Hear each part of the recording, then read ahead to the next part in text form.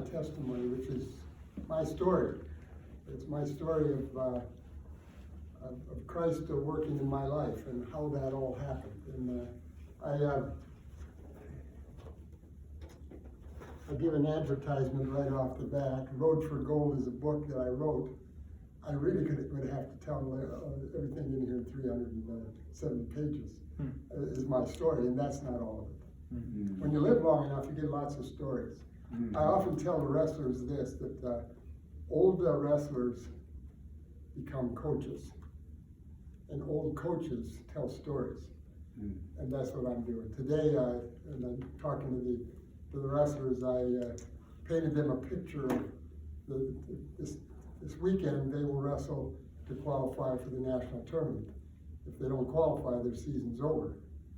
So it's kind of like taking a hot air balloon across Lake Michigan. Mm. And on the way, you find out maybe that there's not enough gas to get you to the other edge. And I challenged them to throw out all the extras so that they put their total attention on their wrestling. Mm-hmm. I learned to live that way, not necessarily because my family was in a setting that they did that, but I will have to say this. I grew up in a little farming community in northwestern Wisconsin. My dad had an 80-acre farm.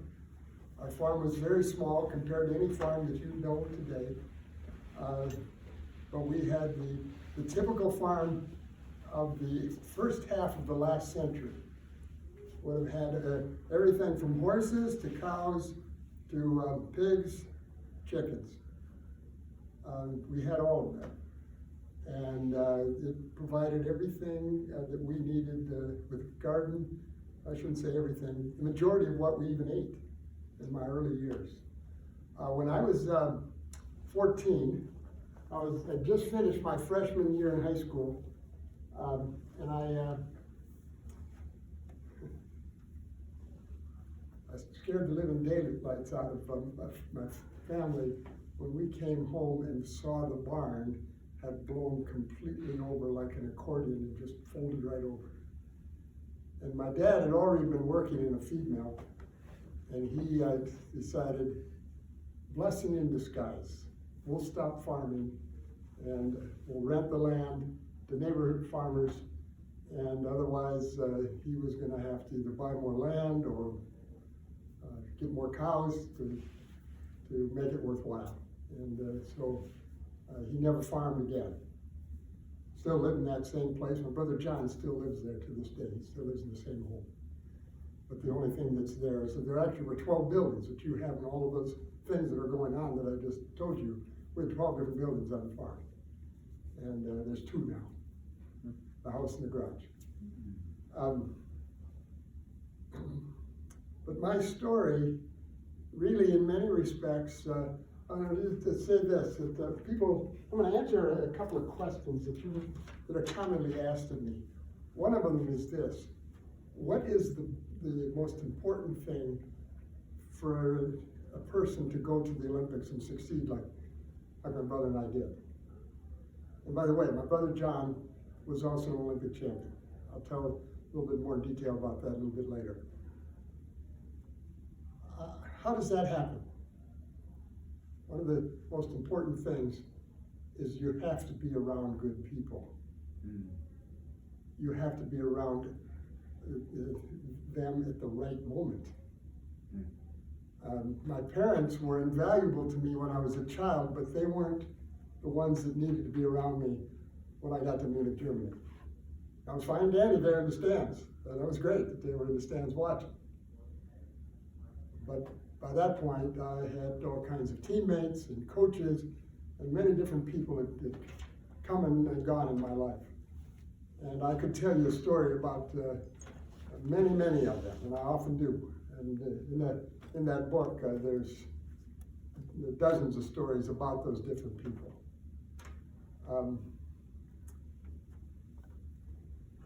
You have to make good decisions.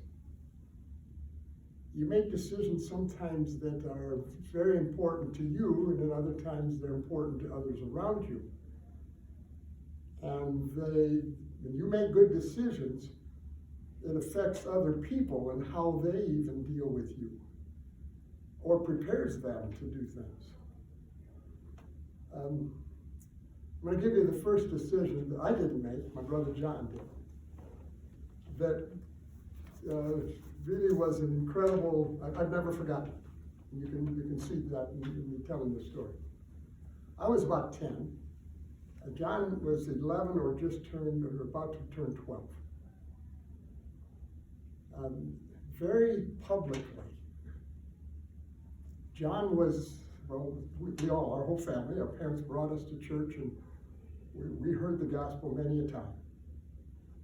But this was more than just, this was a big setting with more people coming together and the gospel being given than just our church. I was a little scared by the size of what was there. Though my parents had brought me different places, and I'd say I was scared. I was kind of awed by it. John gets up at the end when the speaker gives an invitation to trust Jesus Christ as his Savior. And I'm wondering, what's John doing? And then my dad gets up and starts following him. I thought Dad was going to go get him and bring him back. He didn't. I saw a difference in John. He and I were close enough to play a lot of games together. We would play games together of every kind, board games on winter days, in the backyard. We would build together. Both of us love building.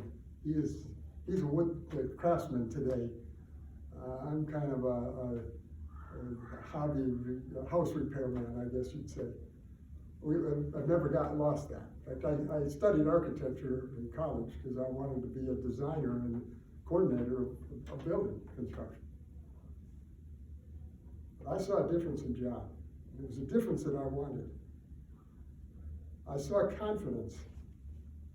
I saw definiteness and just some new purposes that I'd not seen in John before. So I started toying with some things about that. We went to a summer camp that churches in our area coordinated in a town called Chautauqua. And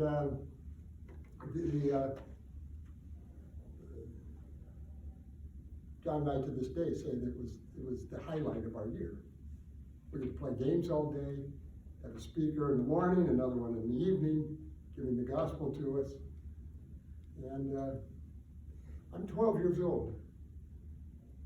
And now I'm a couple years after. I wasn't watching John for 2 years. I watched my parents, I watched my older sister. And this is, I think I want what they want, or what they have. And so I raised my hand when an invitation was given, again, just a setting for, I don't know, 100 middle school kids. I don't know if there was an invitation or not. I just raised my hand that I was interested in knowing that my sins were forgiven and I'd be going to heaven. Simple little thought like that had been given to me, and I responded to it. The next day was the last day of camp. And another counselor, not mine, had seen me raise my hand, and he came to me and he asked me, he says, well, would you like to just talk about why you raised your hand last night? And I said, yeah, I'd like some questions answered. And so I sat down with him. I think I could tell you where I did. We were sitting in the end of a cabin, in the stairway of the cabin. There was nobody else around because they were all down in the lakefront swimming. The 12-year-old boy, swimming's pretty important, and especially the last day of camp, when you're going to go home and you can't swim anymore. And I kept saying, sir, you're taking too long. I didn't say that to him, I thought it. He explained to me that we're all sinners, but we need a Savior. I knew that, I agreed with him. He then asked me that I wanted to trust Jesus Christ as my Savior. And I prayed with him. All the time in the back of my mind saying, sir, I want to go get swimming. It got done, and I went over, he talked to me, finished the conversation, and I went over to the lake and looked down and looked. I remember looking at the clock. And it was less than 5 minutes, and it was over. I didn't have time to run back and swim to even jump in once. By the way, I don't think I knew how to swim. Hello, Jaden. You found the place. And you pointed me to as well. Thank you.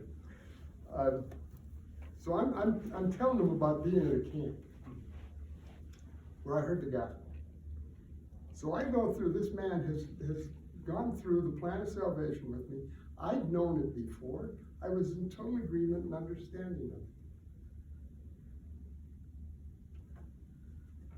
But a few moments later, I'm standing by that lake and I'm looking down at it, longing to have done that instead of go through the story, the most precious story in all the world. I think God just kind of says, yeah, fine and dandy. Swimming is fun. You'll have other times to do it. You had a blast the earlier days. You met some new friends here. And, but there is some things that are more important than that swimming. And that's my son gave his life for you.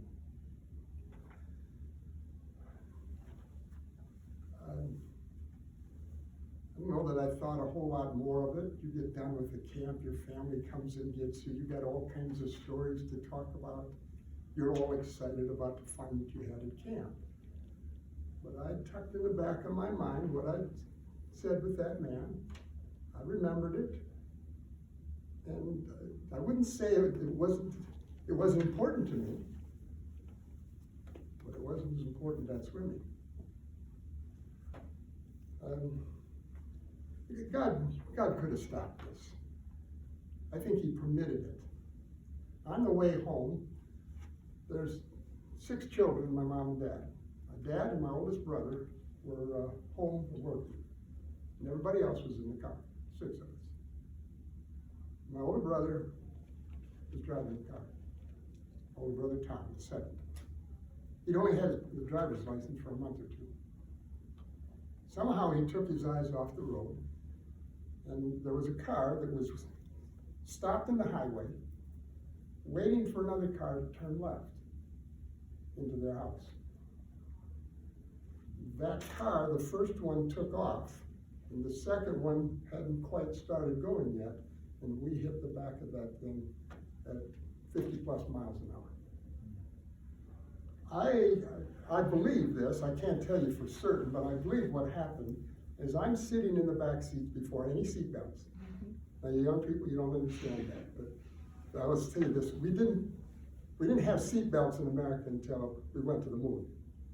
The first people that got seatbelts were the monkeys that we sent up first to see if they'd stay alive. And then of course, I don't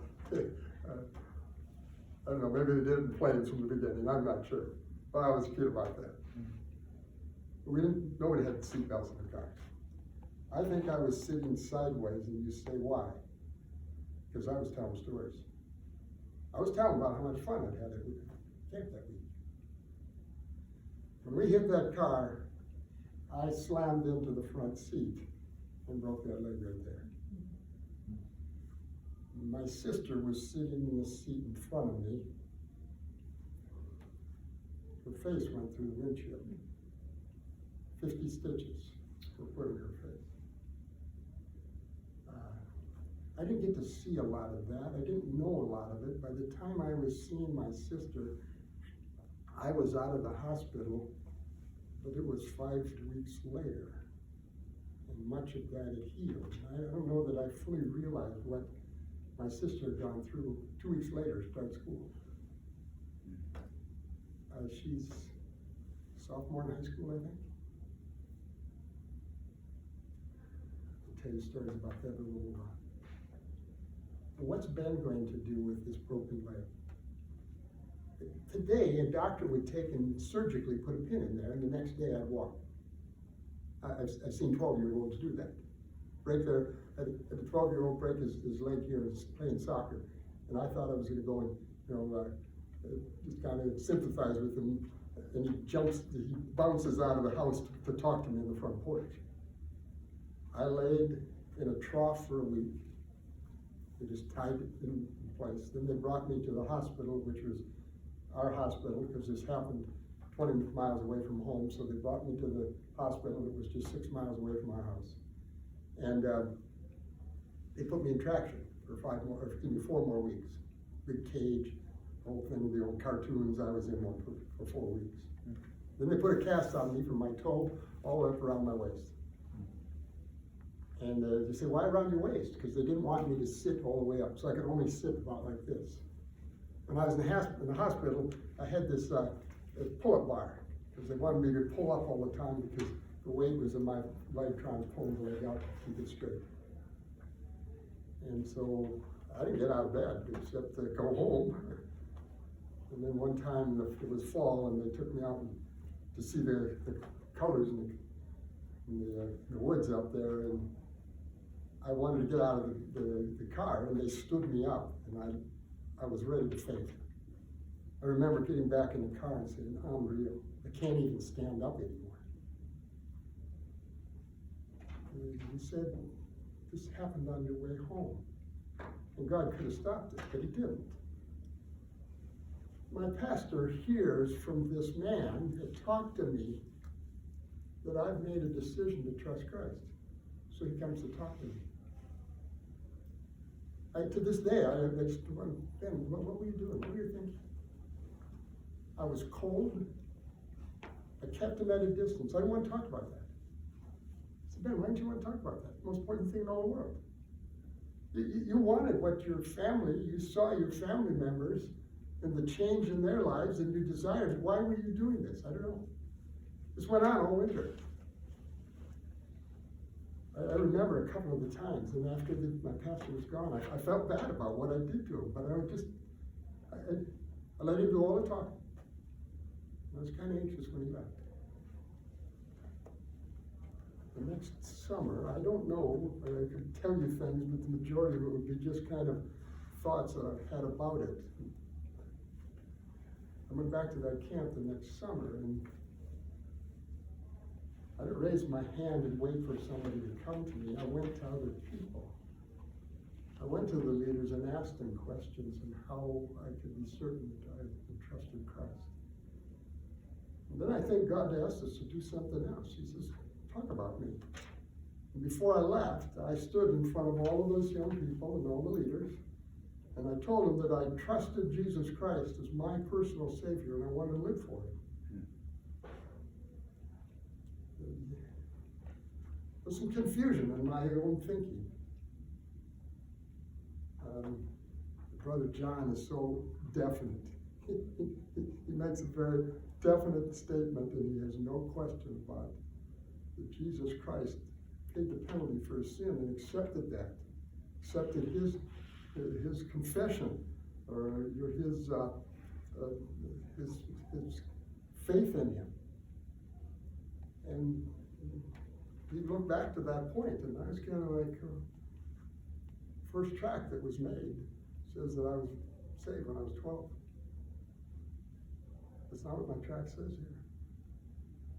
Because sometime in that year, Ben Peterson was born again. The Spirit of God came to live in him. Because when I left that camp the second time, I had stood and spoke to those kids. Then I went home and I did the same thing in my church. Not the kids my own age, now adults. People all older. And I wanted to tell other people. When God starts changing our lives, he does it often subtly, but there's sometimes where he does it in big jolts. And I look back in that time, and I could tell you some more of questioning and wondering, because I found myself doing this. I first questioned when was the time that I actually trusted Christ and He changed me. Was it in the spring sometime when I finally stopped being so belligerent to my pastor? Or was it at that camp? But I knew at the end of that camp that it was done. I think in God's eyes, I didn't care, God, what the rest of it is. I just knew at that point that I trusted Christ. But because of the way I did it, maybe some of you can identify with this. I had thoughts all the way past college. In fact, Dr. Weeks, you remember Dr. Weeks? Mm-hmm. Was invaluable to me in this, as I would think different times, I don't feel like a Christian. I don't feel like God has forgiven me, that He saved me. I shouldn't feel like this. I shouldn't live like this. You say, well, what? You have a bad thought, you have a bad day, and you start questioning. If you let your mind do that, or you let Satan do it. I remember Dr. Weeks telling me this, Ben, have you trusted Jesus Christ as your Savior? Yes, I have. He says, put your name in the whosoever verses. Mm-hmm. John 3:16 says, for God so loved the world, He gave His only begotten Son, that whosoever, that if Ben Peterson believes in Him, he'll have eternal life. Mm-hmm. That was valuable to me. It was kind of the end of just kind of every once in a while. It was really, in a sense, of me stopping trying to feel like a Christian to decide whether or not God had forgiven me and accepted me. Had I taken Him at His word? Dr. Weeks made me settle it in His word. That was invaluable to me. Well, how in the world did two guys growing up on a little dairy farm in northern Wisconsin end up wrestling? We have wrestling for grade schools all the time. When did you start wrestling? Third grade. Third grade. I wrestled one match in the 8th grade in a PE class. Then I started wrestling as a freshman in high school. My brother John got to wrestle, I think, 3 or 4 matches in 8th grade. And then he didn't start till he was a sophomore. Say, why didn't he start as a freshman? He hurt his knee playing football. And I look at you guys, Jalen, and how much wrestling you had. But you have to, everybody else has too. So, but anyway, the two of us started wrestling. And to be honest with you, we first started football. We have an older brother, Phil, the oldest, played football for the University of Wisconsin. And was an offensive pulling guard, captain of the offensive line. He became a leader in that team before he was done, and was eventually would become an attorney. And Phil lifted weights before most people did. Even the pros were not lifting weights. And my brother Phil was lifting weights and came home. He said, Ben, John? No, it was John first, and then Ben, and then Dan, the youngest. You guys lift too. I didn't want to do it at first. Oh, it was fun. Phil comes home, he tells all kinds of stories about being at the university. That was lots of fun to hear that. But he got dead serious about working. And for the first couple of years, I just played at it. But I began to see that this helps me, not so much in football, sure does wrestling. But football was frustrating. I ended up being, I think, a quality football player by the time I was a senior, but I played on my varsity football team for 2 years and we won 1 game. My thoughts of playing football in college really kind of fizzled out when we couldn't win a single game my senior year. Wrestling was a little different. And by the time I was done with my junior year in high school wrestling, Phil would always say, take 2 weeks off and we start lifting. And we will lift them until you go back to football. And when it gets to summertime and it's nice and warm and get rid of the snow, we'll run 2-3 times a week as well. And we just started that. That was our spring and summer practice. Well, I kind of stayed away from Phil in a lot of ways. I'd go lift with him for a while, 2-3 weeks, and get the most of any time that I did instead, and then I'd take a week or two off. My senior year, oh, by the way, John's a year older than me. We started together, so he's a sophomore, I'm a freshman. And by the time we get to his senior year, he fails to qualify for the state tournament. He's been laboring for 12 months and lifting and running and wrestling to be a state champion. There's a problem. You can't win a state championship if you can't get to the state tournament, which is a story in itself. John says, I don't know if I'll wrestle again. He goes to the University of Wisconsin Stout. It's just 48 miles south of us, and ends up being a quality wrestler in our conference. They don't have wrestling anymore, but they're in our conference.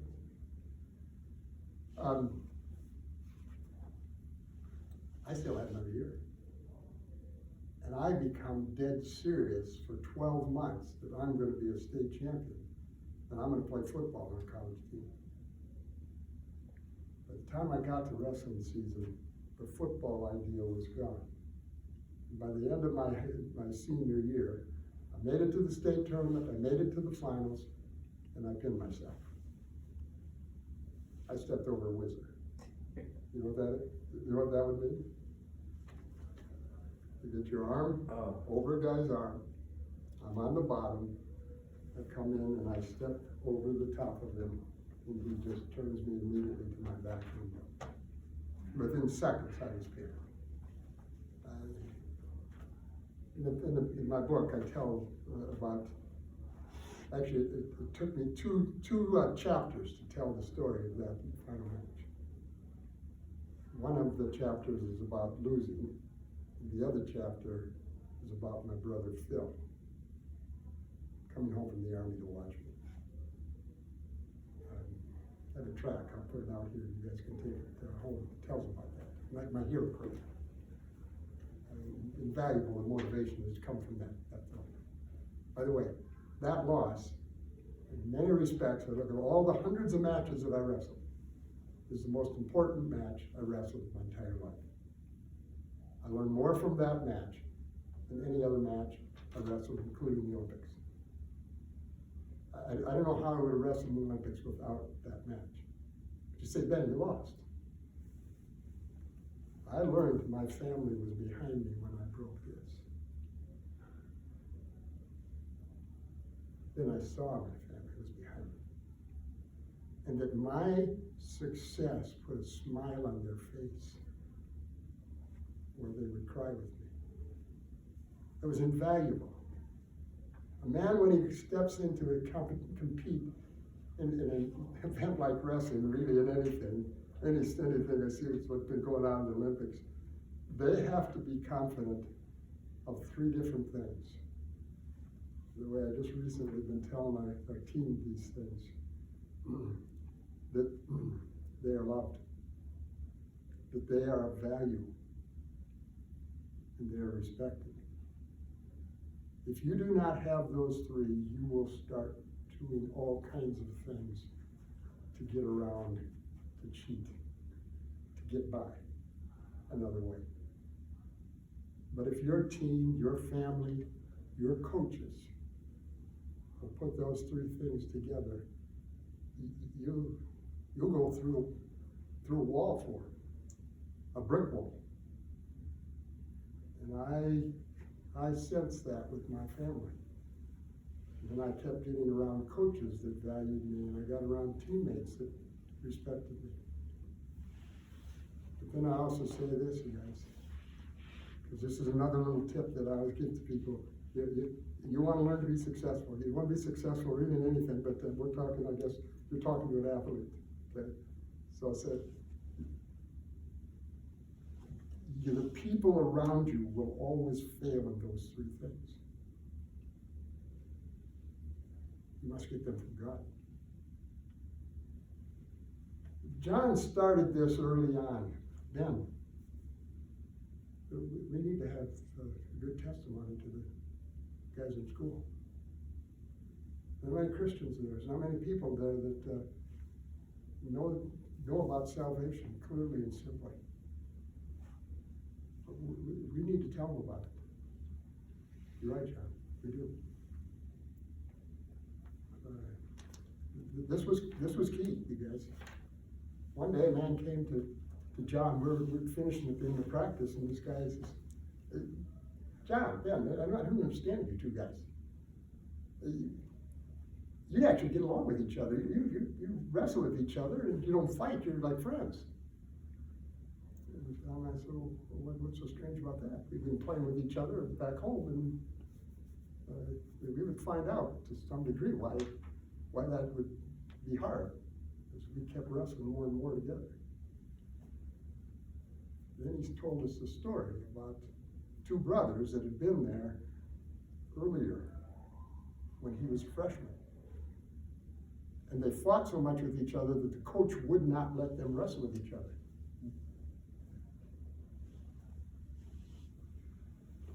We knew those brothers.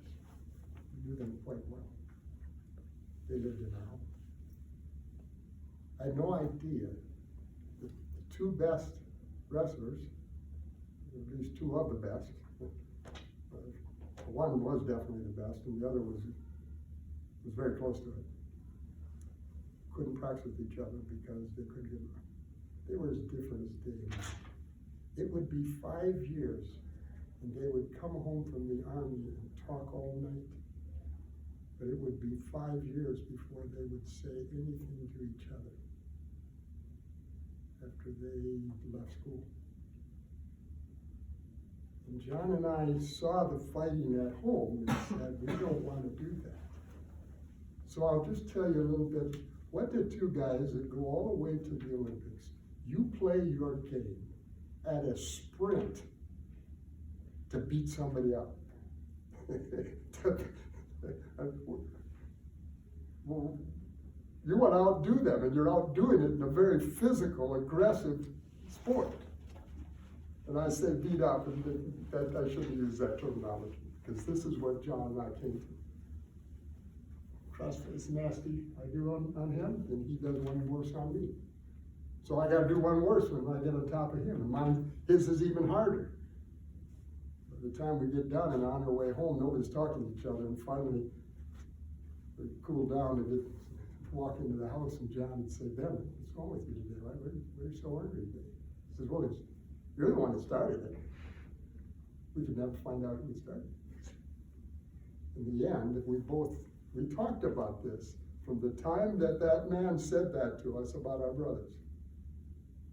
We said, I'm going to find a way to not get mad at John. How can I do that? He was saying the same thing. We didn't talk about it. It's very simple. You have this thought in mind. To do a nasty or a half unsportsmanlike move, it doesn't get anything. Because when I would do that, he'd just say, Ben, what are you doing? The referee's going to call you for the penalizer for that. And I'd say the same thing to him. One day I got this settled deep in my thought. John's older.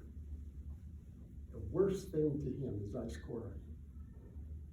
I got to put all my attention in scoring on him. Well, he was doing the same thing on me. He's older, but he's smaller. I think I should win. I'm bigger and heavier. I should win. He should win because he's older. Oh, we had fun battles.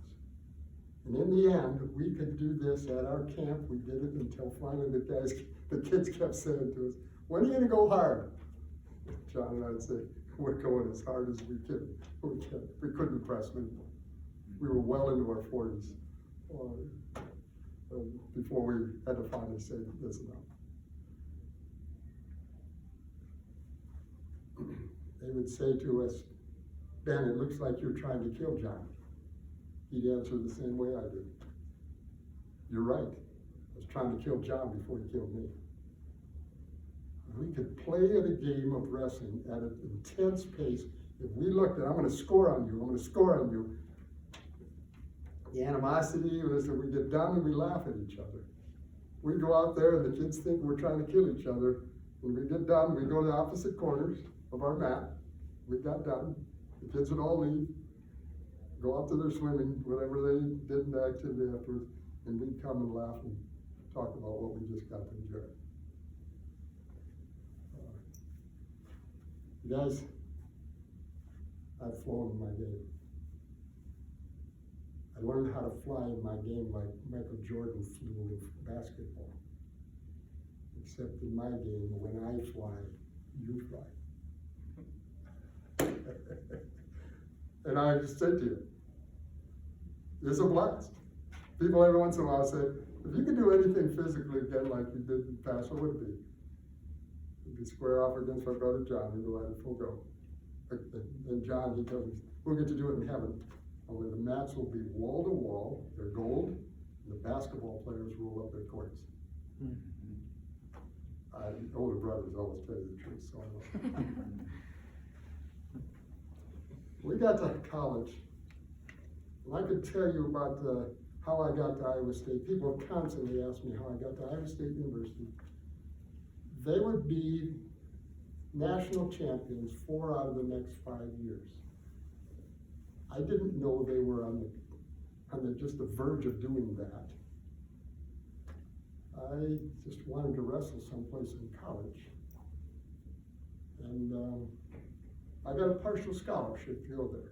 And it has God's fingerprints all over it and how I did that. Get my book and read it. It's fascinating how God takes the people, puts them all together in his way.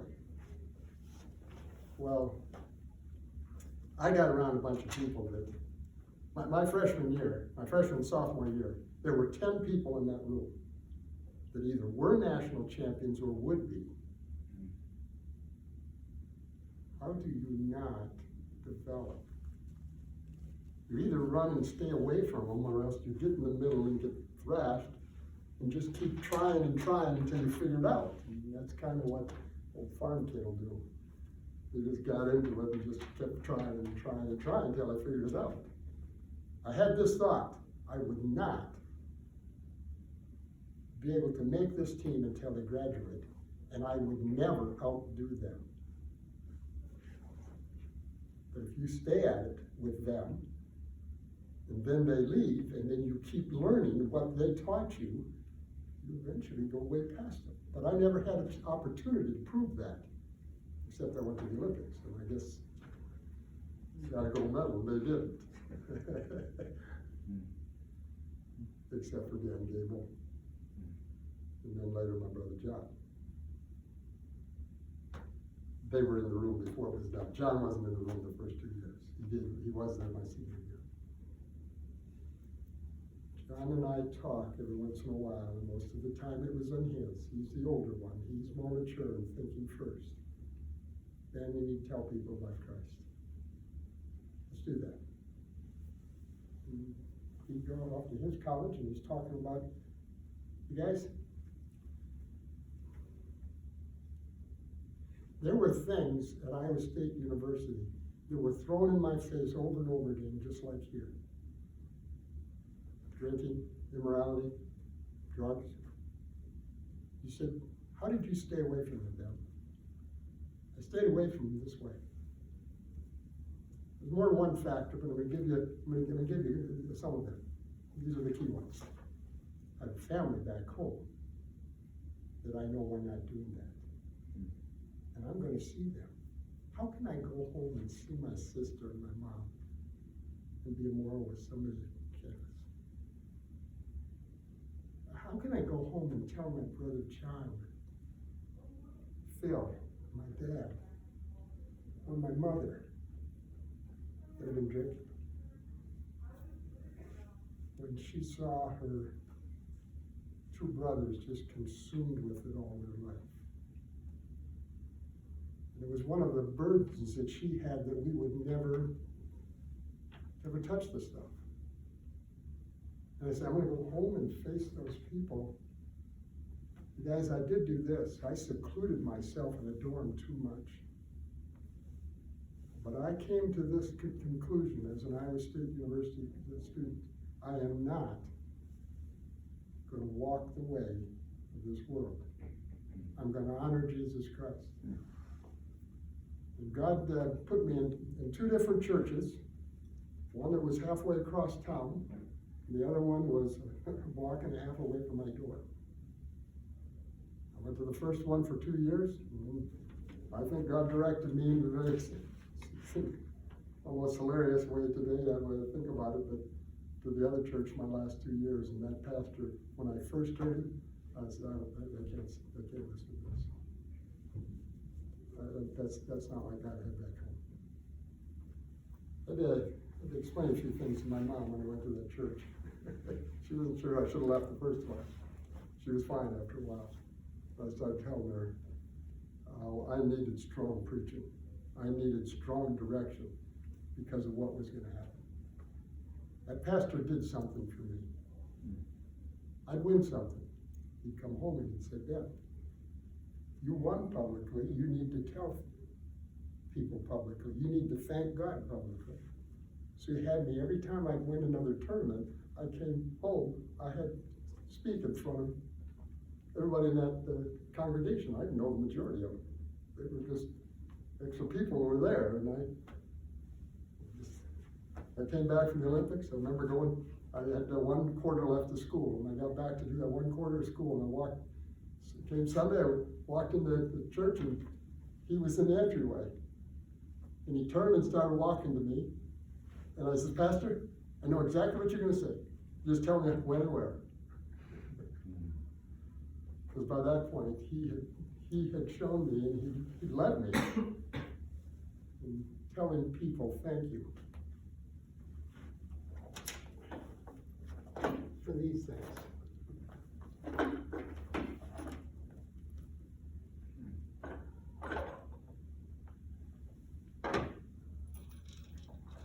This is a gold medal that I received in Munich, Germany, 1972.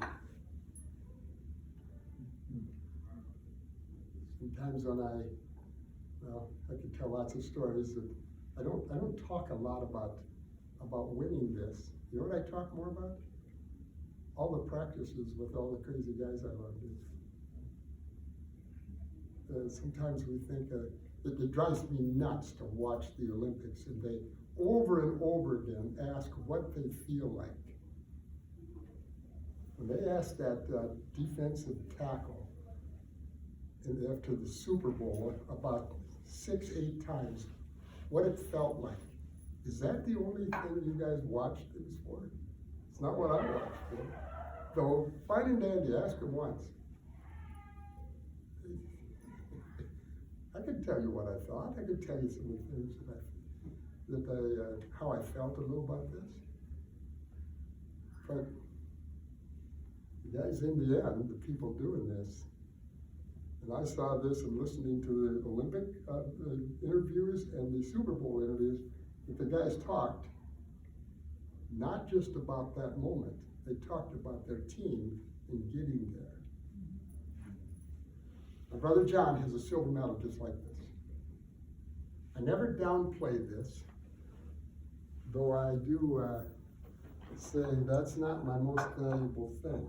I put 2 things before that: my family and God's Word. Otherwise, I suppose you would say this is the 3rd most valuable thing in my in my treasure box. 4 years afterwards, in Munich, Germany, Montreal, Canada, I lost a man by the name of Levan Tedeschiavelli. It's the same man John lost to the previous time there. He had moved up to my weight class. And it's crazy. He's been in my home, he's been in John's home, John has been in his home 2 or 3 times. You gotta watch out who you wrestle with. You might someday become their friends. So, You say, what's the third one? The third one's the only time in 125 years America did not go to the Olympics. And they canceled a couple of them, nobody went. But that time, we didn't go to the 1980 Olympics in Moscow. And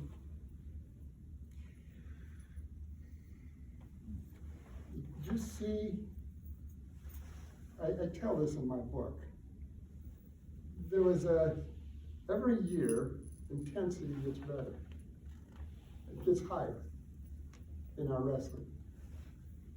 I hope you noticed that also, as I told you my story, that things got a little more mature in my thinking as a Christian. And I only got into the Olympics, but I tell you this, John and I were in Munich, Germany, and we're asking this question: how can we tell people about Christ? Will we have any means to do that? And we're discussing that for a couple of times together as we're getting close to it and then going over. We didn't have years to plan, months. It was the last few weeks, and you make the team and you go. And we had not a lot of reason to believe we were going to make the team until the last few weeks. At the most 3 months. We were just kind of grasping at it the hardest we could go to see if it's possible. And then to win. But both of us had reporters come to us and ask us, what's this we read about you coming here to win medals for America and tell people about Jesus Christ? Mm-hmm. You say, where did they read that? Well, there's a whole story of how that article got in the New York Times. Mm. And newspaper reporters from all over the country got that. My mother must have gotten a couple of dozen papers from every California to Carolinas, I think, and many places in between. And John and I were out traveling and speaking and talking to people on a regular basis, and we've been doing it ever since. My mother told me 30 years ago, Ben, you can't live on that plane forever. She would be totally baffled at what John and I do. It never ends. God just keeps opening more doors for us. He closes one and he opens another. I thought when COVID came, camp stopped, tournament stopped, guess what's done? Next thing, tournaments are asking me to come. Before I was asking them if I could come. Now they're asking me if I would come.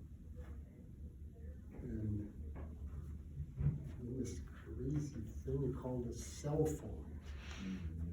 I'm using a cell phone to text people almost on a daily basis with an explanation of the Psalms. Jalen, you know how many whitewater wrestlers get that? 23 of them asked for it last fall. I have no idea how many of you guys need it. Every once in a while I get a comment about it.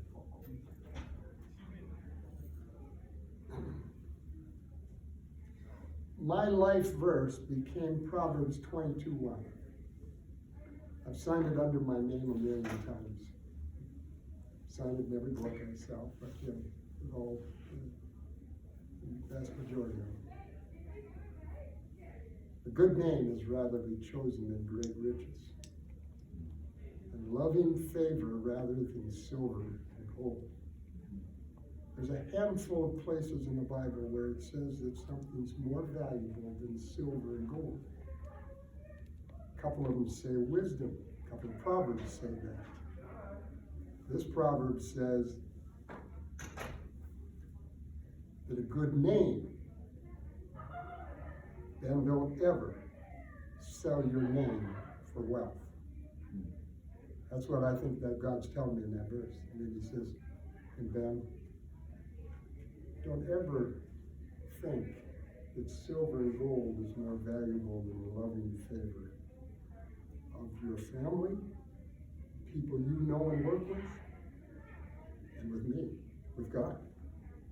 I want his loving favor more than any. I want your loving favor. Everybody wants to be popular and appreciated by people around them. But I want his first. Of course, in Peter, 1 Peter, it says that the blood of Christ is more valuable than silver and gold. So with those metals that I just let you see,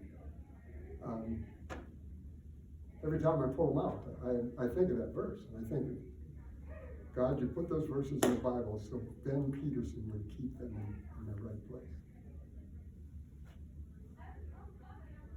Do you have questions that you want to ask as we finish? Any questions? So, when you were witnessing in Munich,